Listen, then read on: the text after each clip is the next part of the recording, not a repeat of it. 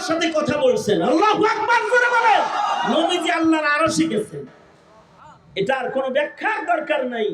ব্যাখ্যা ছাড়া ঈমান আনতে হবে নবীর মেরাজ হয়েছে, সশরীরেই হয়েছে, স্বপ্নে না। মানতে হইব নবীর কামালকে, স্বীকার করতে হবে, মানতে হবে। নবীর মেরাজটা এই উম্মতের জন্য নবীর কামাল। অনেকে মনে করে নবীজিকে মেরাজে নেওয়া হয়েছিল নামাজ দেওয়ার জন্য। এই এদিকে তাকান। অনেকে মনে করে নবীজিকে মেরাজে নেওয়া হয়েছিল কি দেওয়ার জন্য?